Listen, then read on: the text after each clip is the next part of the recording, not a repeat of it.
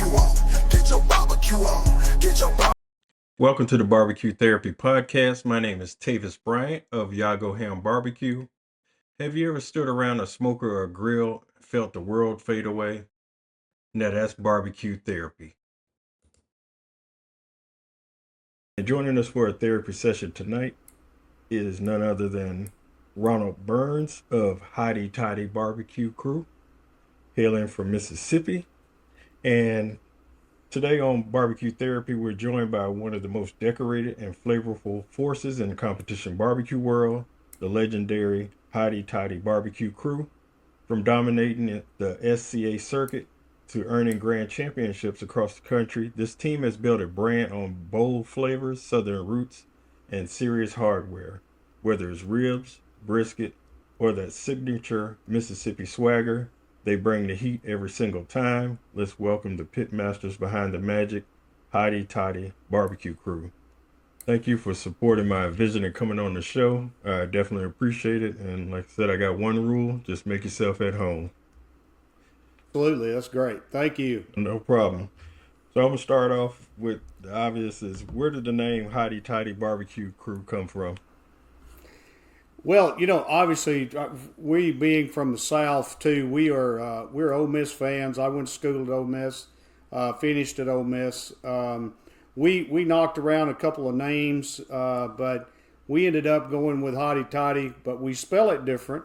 It's Totty, and we actually own the trademark to Hotty Totty Barbecue.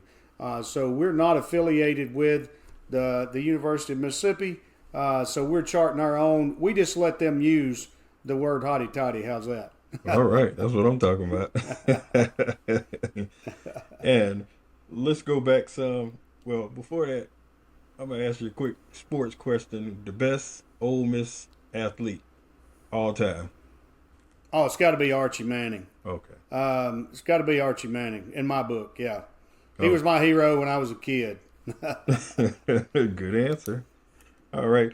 And going back, how did you discover barbecue? How did you become addicted to barbecue? Well, we always cook at home. I have all my life actually, and I've got two sons, Bo and Clint. And when Clint was probably 12, 13 years old, he's my youngest son. I would take him to barbecue contests to spend the day with a buddy of mine that they did a lot of KCBS, a lot of backyard competitions in the area. And Clint came home one night and said, "Dad, we ought to try this competition barbecue thing." And, myself, I thought, I said, "Son, I'm so busy. I don't know that we'll have time to do it." Well, a couple of days passed. Then my older son, Bo, which he's a little older than Clint, came to me and said, "Hey, Dad, I've been talking to Clint. We ought to do this competition barbecue thing." And, I said, if my teenage boys wants to spend time with me on the weekends, I better do it. And that's where our journey started, actually, in competition barbecue, was from that. Oh, wow. Those some good boys. Yeah. Exactly. And when you started competing, how long did you take any classes to get the training? Or did you need it, or did you just go out there and just do it? Well, we started out doing some backyard events just to kind of get our feet wet, and try to figure out kind of what we were doing, and get some timelines down, and trying to gain as much knowledge as we could, and then we elevated over into the pro division with KCBS. I did take Malcolm Reed's class after I'd been competing a while. I just felt like I needed to get some other perspectives, and that helped me a lot, to be honest with you. Okay. Yeah, definitely. Classes do help, and it cuts the curve of going out there just wasting money, where you can easily get the help you need. So it's a good investment for everybody. So when you did your first competition, how did it go? Well, our first competition was not very good, to be honest with you. We had one small cabinet cooker, water cooker. We tried to do 3 categories on it. That I saw right quick that wasn't going to work out well. We did finish in the top 20 and actually top 15 in ribs. We felt like that was a good showing. We had a lot to learn about bite through chicken skin and this, that, and the other. So we kind of got bumped on the chicken part, but the ribs turned out pretty good. We've always done very well in ribs because I've cooked a lot of ribs, and so we saw real quick that it was going to take more than just a small cabinet cooker to compete, especially in the professional division. No, that's definitely true. How long did it take you to get that point where you said, okay, we can do this, we're rolling now? Well, we just kind of jumped in the deep end. We decided, hey, let's go for it. So I went and bought a offset smoker. It was actually a Tucker smoker. They're made in Memphis, and it's on an axle. You can grill on it. You can smoke on it. We thought that was a good versatile. We could cook everything on that one smoker. So, and then the first professional KCBS that we entered, we finished like 6th in ribs, and you would have thought we had won the contest. And that's when I really knew that, we could compete. Brisket was always our Achilles heel until, later, and it just takes more and more practice. We got really tuned in with chicken and pork both, and then kind of brisket there at the end, I guess. And so that contest really told us that we could compete. Okay. Now, I've seen in your bio on the website, it had a statement that I wanted to ask you about. It says, as the world of competitive barbecue became more specialized, it says y'all shifted to SCA. What did that mean when you said it was specialized? Well, the 4 meat categories, it takes a lot of not only money, but if you don't compete every weekend, and back then we weren't able to compete every weekend, and we just felt like that. The world of competition barbecue was evolving around the ones that could cook every weekend. Now that comes with experience. I'll say that. I see that more now after we've competed so much in the SCA, that it does make a difference in consistency if you can cook every weekend. And there were several other factors that played into that. Of course, we started cooking SCA. Well, let me back up. My wife Melissa, she never was that interested in barbecue. And then when we cooked our first SCA event, she was like, I could do that. And then it became that it was us, my family, and including her, that she enjoyed and still enjoys it today. Matter of fact, we're headed back out this weekend for another SCA event, our 3rd in a row. And so it's something she really likes to do. She's very good at it. Yeah. She's done as well as I have on the circuit, to be honest with you. Okay. That's what I want to switch into the SCA and KCBS. How do you, can you explain the differences between both of them, and how do you prepare differently for each one? Sure. Well, a KCBS contest, I always started on Wednesday, trimming chicken, trimming ribs, trimming pork, trimming brisket, getting things, ready. Obviously you can't do anything else to them at that point, but you can trim them, and it starts on Wednesday. And then, when you get there set up, we usually got there on Friday afternoons, and then, Friday afternoons till time to put big meats on, you were busy. injecting, seasoning, getting things ready. And with the SCA, it's a little bit different. Basically, the prep is you getting your cooler ready and charcoal in the trailer and everything cleaned up, and you get 2 steaks. They'll give them to. They give you your meat. So prepping on a steak is very, very easy in the trailer.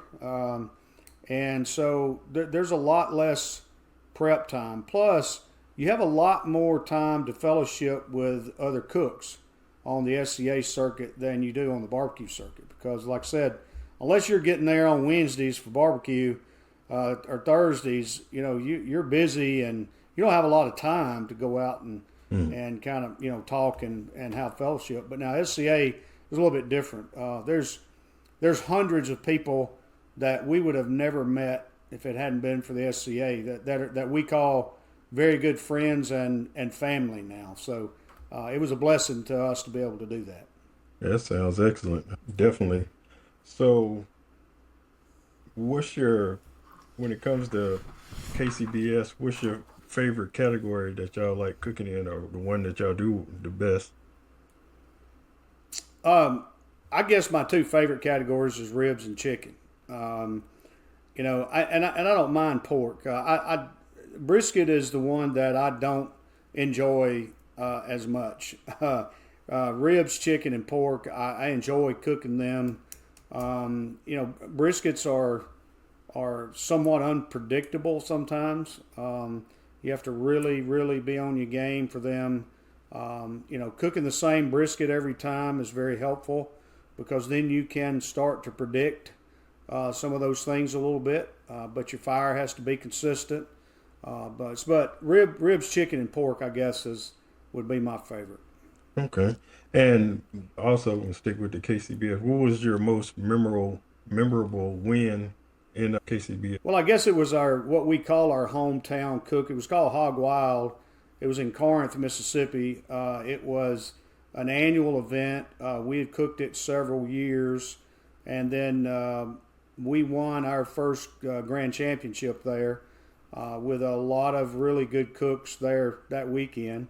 And then we went back a couple of years later and won the 25th anniversary grand champion there. It's always good to win one close to home. You got a lot of friends there with you. And I guess looking back on it, there's a lot of people there that really helped us jumpstart our barbecue cooking career. A lot of good friends of mine, they were there. That meant a lot to me for them to be there and share that with us. Okay. Now I read on the bio, it said 2020, y'all had 7 SCA wins, 25 top 10 calls in 60 events in 8 states. 2021, y'all won the Octagon Steak Challenge, and in 2022, y'all completed over 130 SCA steak competitions. Yep. Do some of them be like doubles, or is just? Yeah, some of them are like doubles. Yeah, most of them are doubles. The Octagon contest actually was my wife, Melissa. That's probably one of our.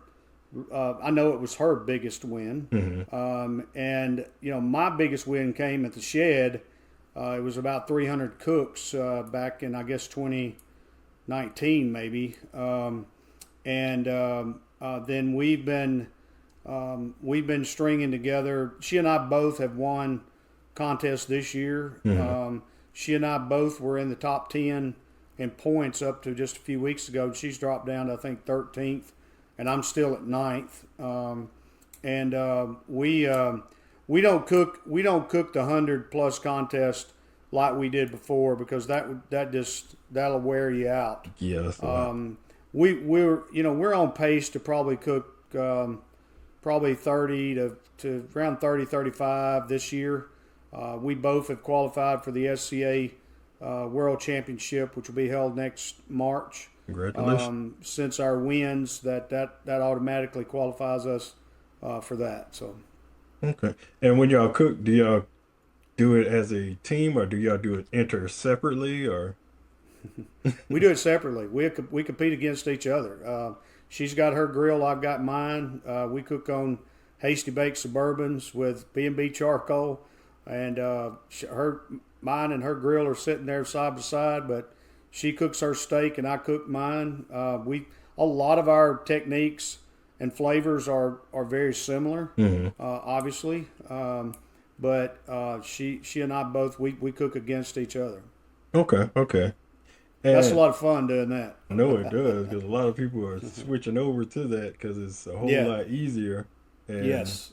a lot of old school rules with the barbecue Right. that people don't like and they won't change for a lot of stuff. So a lot of people is navigating to SCA and the rib Yeah. cook off and stuff like that Yeah. because it's a lot easier and more relaxed. Yeah. So what flavors or techniques define Hotty Totty barbecue? Well, obviously it's our seasoning, and I know we'll talk about that a little later, but we kind of coined the phrase of Layerology 101 several years ago. There's always been this back and forth about layering flavors or just mixing all your seasoning together. I'm not a big fan of mixing all your seasonings together. I love to layer my flavors. First of all, you start with a great AP, all-purpose base rub, and let that caramelize into the meat, and then you follow whatever protein you're cooking, whether it's pork, beef, seafood, whatever that is.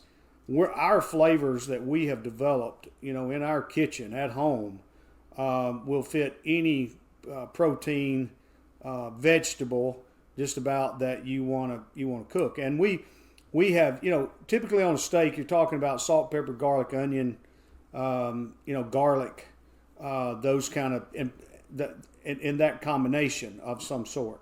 Well, most of our products, except our sweet chipotle and our rib rub, has a combination of that in there, which allows you to layer those flavors. And the great thing about that is you could change the layering up just a little bit and change the whole flavor profile of the meat. It's crazy. You think, there's no way, but trust me, I've tried it. It makes a difference. So we found a combination that works pretty well for us, using our own products, obviously, and that's what we go with. Okay. And let's see. The next question I have is what's one overlooked detail that can make or break a cook? Fire management is one thing that can make or break you, whether you're cooking ribs, brisket, chicken, steak, whatever that is. If your fire's not right, there's a lot of people, there's a misconception out there about smoking meat. A lot of people think there has to be a lot of smoke coming out of the smoker, but that's the furthest from the truth. If you've got white smoke coming out of the smoker, that's dirty smoke. Your fire's not getting enough air, or your charcoal or wood is not completely burning; it's smoldering. So I never would put my meat on until I saw a blue tint to that smoke or no smoke at all. And people will say, "Oh well, you're not smoking." Oh well, yes you are. You're just smoking with clean smoke versus dirty smoke. Dirty smoke gives you a bitter taste. That's one of the biggest misconceptions. The second one is not allowing your meat to rest before you slice it or eat. All proteins need to rest in their own juices before you slice them. That allows that muscle to contract and draw that juice back up into it, which makes it a more flavorful bite. Ladies and gentlemen, that's a pro tip. He gave you a bunch of them at one time. So if you need to rewind, do it. Okay, do you believe in marinades, injections, or do you let the meat just speak for itself? We do marinate our steaks. We use a couple of different products. Flaps 20 is called Moo Magic. I really like some flavors that it puts in there. I mix a little bit of our rib rub with it just for a little bit another. And then there's another product called Wicked Pig, which has some tenderizing agents in there that helps us out with tenderness and texture. With the larger meats, I always injected my butts and my pork and brisket. Do you have to? No. I don't think you have to. I think it's whatever you get comfortable with. Can you get comfortable at walking the stage without injecting or marinating? Yes, you can. But it's going to take a lot of practice, especially if you're cooking meat that has a lot of marbling, a lot of fat in there. That fat can become its own injection and marinade if you cook it right. Okay, okay. And we're gonna switch over to your brand. So you build a strong brand. How important is that off the comp circuit, as far as I guess branding yourself? It's very important. As you know, the backyard cook outnumbers the competition cook probably 10,000 to 1. So we do social media, Facebook, Instagram, TikTok. We're not as aggressive on that as we should be. We hope to be in the next several months to be kicking up on that, because we're doing some collaborations with some others that I think is going to bring forth some more opportunities. But it's very important that you get your product out into the backyard, because that's where the majority of the cooking is going on this weekend, is in the backyard instead of a parking lot cooking steak or barbecue. That's definitely true. And I saw that you have 7 rubs and 1 sauce. What's the story behind the rubs and sauces in your products? And you can give some information to help the backyard cooks on what to use for what? Yeah, sure. We developed our rubs right here in my kitchen and in our backyard. There is none of our products that are institutionalized. We developed all of ours working with our co-packer, which is Townsend Spice and Supply up in Melbourne, Arkansas. We send a recipe. They send us samples. We work on it. Our base rub is Climax AP. It has salt, pepper, garlic, butter. You'll taste all of those at once. None will overpower the other. That's what I believe is a true AP rub. If I overpower it with salt, overpower it with pepper, overpower it with garlic, then you might as well just use garlic powder or salt or pepper. But our Climax AP, it goes on as a base on anything we cook. We get videos from our customers out there every week showing using that Climax AP on anything from pasta to popcorn. Got a good friend of ours in Indiana. His grandson, he sent us a picture. He puts it on his scrambled eggs. Then we have a Climax Double X BAM, which is a heat version of the Climax AP. I used jalapeno powder. It is warm out of the bottle. It gives you a little kick of heat, but as you cook with it, it mellows just to give you a pop kind of at the end. We use both of those on our steak. We have one we call Holy Moly. Holy Moly is what we call steak in a bottle. If you taste it, it tastes like a ribeye in a bottle. It's got a smoke flavor to it. It's just the right layering of salt, pepper, garlic, and then that smoke flavor is really good on vegetables when you cook it in the house in the oven or on top of the stove. We have some ladies that use that on our as far as their green beans. We have 38 Special and Bovine, which both of those I really developed those for brisket. The Bovine is a salt, pepper, garlic, onion, ground rosemary, thyme. It's just a great mixture for beef or vegetables.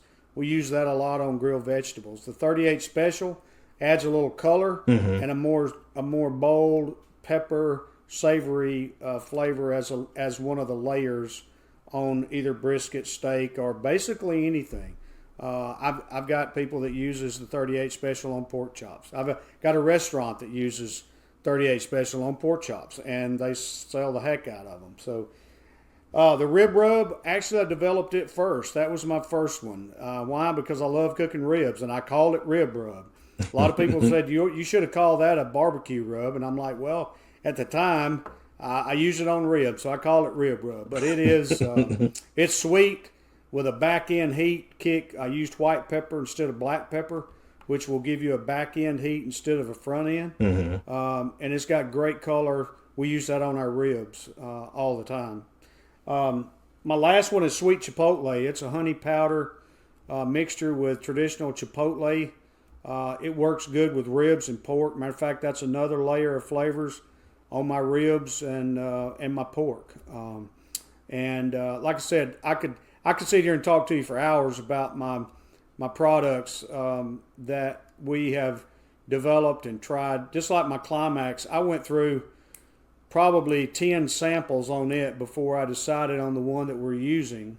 I got disgusted with it, quit it, picked it back up a couple of months later, and then we finally got to where we wanted it. So very proud of our lineup. I think our lineup would stand against anything out there, and I love the fact that, you know, they all of our products are developed for cooks, by cooks, for cooks, including competition and backyard. That's good, because you can tell by the results of y'all steak competitions and barbecue competitions that it's working. It's definitely good products. I drug my wife up to Smoke Slam. We went there Friday. And we was walking around. I was looking off in the distance, and I seen your shirts. I was like, wow, they're very festive shirts. But then I realized it was y'all that I saw. And I seen that y'all got first place dessert and first place in bacon. What were the dishes that y'all made for each one that won? Our bacon was, it was a team effort. Catherine Noble, who is an ancillary champion with SCA, she's a part of Team Hotty Totty. She and the rest of our team prepared. It was a bacon infused ice cream sandwich that we dipped in chocolate. She made straws out of bacon. She made roses out of bacon. Then we had bacon on top of the ice cream sandwich. Obviously we had to use dry ice to keep it froze, to a level that we could turn it in. The dessert was a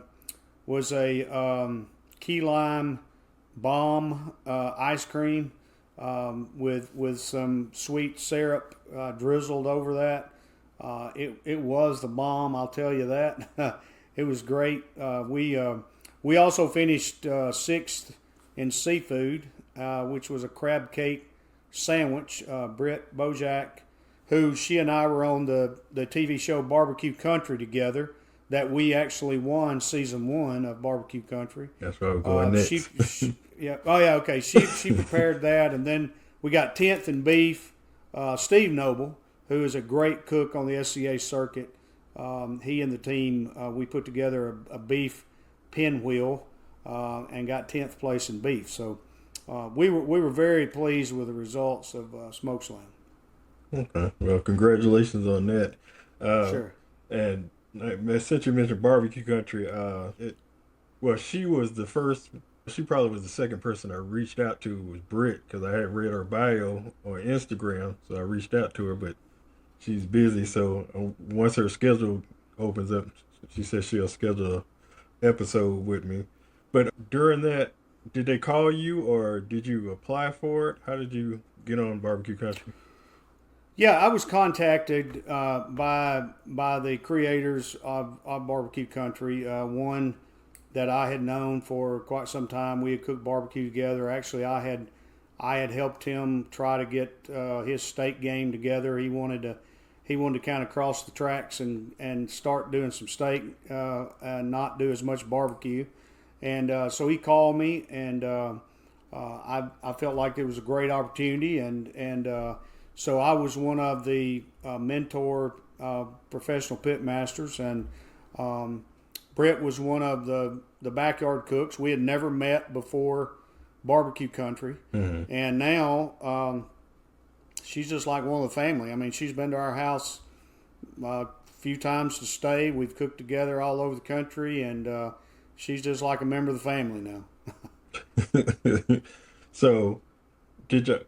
So doing that, you have to instruct her, or did she cook by herself, or y'all cook Well, together? we cooked together. The show provided us the proteins that we cooked, and then we had to do our own sides. And this was set in Lebanon, Tennessee. The judges were Southern rooted, so we had to infuse some different sides than kind of she had in mind to begin with. Because I was like, look, that ain't going to work with these Southern boys, trust me. And so we were able to come through both rounds to the semifinals, win that, and then we went into the finale, which we cooked a tomahawk ribeye and probably a 2-pound lobster tail, and then we did some a sweet potato. No, excuse me, a baked potato casserole type dish that we put with that, and so we were able to win that, which was great for Brett. We're very proud of her on that level. It's really jump started her career in competitive cooking and also in world food. She's done very well in the world food realm as well. Okay, and do y'all mentor or coach any other teams out there, or hold any classes or anything? I've done several one-on-one classes with Steak, but Melissa and I, we are readily available to help anyone. Someone comes up, us at a competition, or calls us, or emails us, or texts us, or whatever. We're willing to help anyone because that's one thing that I've seen the difference in SCA and barbecue. I mean, back in the barbecue days, you didn't go up and ask anybody, hey, I'm struggling in chicken. How can you help me? You just didn't do that. SCA is totally different. You can go up to anyone at any given contest, and they'll help you. And that it's just a different atmosphere we love it. I mean, like I said, we have formed friendships that it will last the rest of our lives. And there's people out there that I wouldn't care to call today that if I needed something, and I guarantee you they'd be there for me. So that means a lot. That's what it's all about. It's not about winning, losing. It's about the fellowship and the relationships that you can establish in this life that gives you joy. And that's what it's about to us, to be honest with you. That's definitely true, and I agree with that 1,000%. We're going to switch gears, and we're going to have a couple of games before we get you out of here. The Sweet 16 has the bracket. So what I've made is called the Sweet 16 Barbecue Meat Tournament Bracket. I've got 16 meats that goes on the grill, and you just pick whatever one that you prefer to eat. So the first matchup I have is sausage versus pork belly. Pork belly. Smoked ham versus tri-tip. Tri-tip. Smoked chicken versus burnt ends. Burnt ends. Pulled pork versus hot dogs. Pulled pork. Brisket versus duck. Brisket. Pork ribs versus smoked turkey. Pork ribs. Barbecue shrimp versus beef ribs. Barbecue shrimp. Smoked meatloaf or pork chops. Pork chops. All right, now we got pork belly versus tri-tip. Pork belly. And burnt ends versus pulled pork. Burnt ends. And we got brisket versus pork ribs. Pork ribs. And barbecue shrimp versus pork chop. Pork chop. All right, so the final four, you got pork belly versus burnt ends. Pork belly. And pork ribs versus pork chop. Pork ribs. And final two is pork belly versus ribs. Pork belly. You can't go wrong with bacon. Exactly. I'm from the South and I agree with you. Yeah. I'm in Georgia. Can't go wrong with that. I'm in Georgia, so I agree. Yep. All right. I got another tournament since you're a sports guy. This one is a 16-person tournament of the greatest athletes of all time. Okay. All right. I did them as random. Number one bracket is Michael Jordan versus Cristiano Ronaldo. Michael Jordan. Michael Phelps versus Serena Williams. Phelps. Roger Federer, Usain Bolt. Usain Bolt. Okay. Muhammad Ali, Dale Earnhardt Sr. Oh, that's a tough one. Wow. Okay, we're talking about athlete. Man, I love Muhammad Ali, but man, Dale Earnhardt Sr. was my man. I gotta go with Big E. And I hate to do that too because I'm a Muhammad Ali fan. I'm a Bill Elliott person. Of course you are from Georgia, right? Yes. Yeah.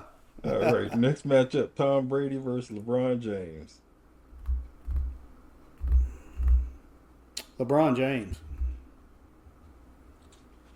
Lionel Messi, Lewis Hamilton, race car driver. Hamilton. Tiger Woods versus Barry Bonds. Tiger Woods. Simone Biles, Wayne Gretzky. Simone Biles. All right, next round, you got Michael Jordan versus Michael Phelps. Michael Jordan. Usain Bolt, Dale Earnhardt. Earnhardt. LeBron James, Lewis Hamilton. LeBron. And Tiger Woods versus Biles. Tiger Woods.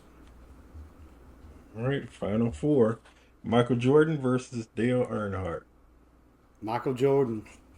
I got to break it there. LeBron James versus Tiger Woods. Tiger Woods. All right, Michael Jordan versus Tiger Woods. Michael Jordan. All right, I agree with Athlete that. wise, yeah. Can't be beat. Hands down. That's too good to have. That's too good to have in the finals right there. I'll say that. Exactly. You can't go wrong either way. No. All right, no. Mr. Either Ronald way. Burns, your therapy session is over. If Okay. you have any shout outs or anything to promote, you're welcome to do that. Sure. First of all, I want to thank the good Lord for giving us the opportunity to do what we do. Thanks to my wife Melissa for traveling up and down these roads with me. And let me say for sure, she's as good a steak cook as I am. I guarantee you that. She's done a great job. I appreciate her and my family support. Thank B&B Charcoal, been really good to us. It's a great product. Hasty Bake Grills with grill grates, Icy Tech coolers, a veteran-owned company. They've been really good to us. Townsend Spice and Supply, they keep our bottles full and those cases rolling out. I couldn't do it without them. So we've had a lot of good partners that we've had for some time now, and so we certainly do appreciate all the support. That's great to hear. Like I tell everybody, anytime you want to come on, anytime you got a new product or anything you want to promote, you got the calendar link. First come, first Yep. serve. That it is what it is. And next time, please bring your wife in. She's We'll do welcome to that. talk also. We'll do that. All right. So thank you, everyone, and We look forward to seeing you at another therapy session. Sure. Thank you for joining us on another episode of the BBQ Therapy Podcast. My name is Tavis Bryant. Please tune in to YouTube, Apple, Spotify, Amazon, and any streaming platform near you. Please pay the secretary on your way out, and we'll see you next episode.